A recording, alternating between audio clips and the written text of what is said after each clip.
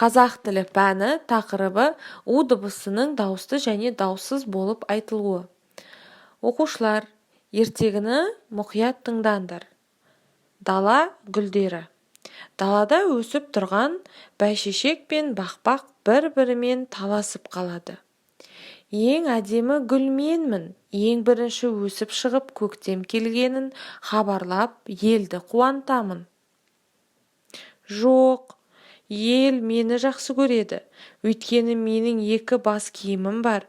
Біріншісі гүлдей жайнаған сары гүл, екіншісі үлпілдеген үкілі бөрік, дейді бақбақ қарсыласып.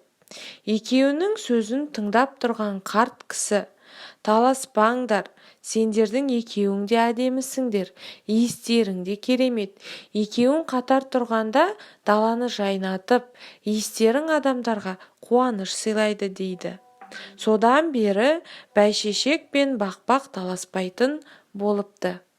Оқушылар, мәтіннен у дыбысы бар сөздерге назар аударамыз. Қуантамын, екеуің, қуаныш.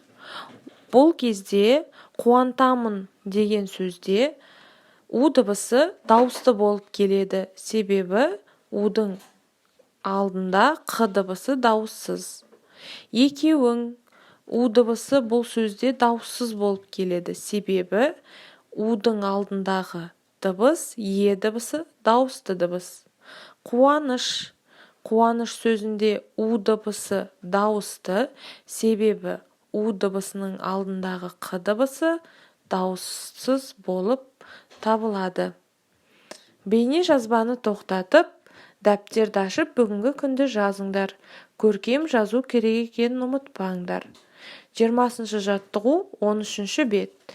Бірінші тапсырма: өлеңді көшіріп жаз. Екінші тапсырма: у дыбысы бар сөздерді көшіріп жазып, дауысты у дыбысының астын бір рет, дауыссыз у дыбысының астын екі рет сыз. Бейне жазбаны тоқтат. Көркем жазу керек екенін ұмытпа. 22-ші жаттығу 14-ші бет. Бірінші тапсырма: сөздерді буынға бөліп оқы.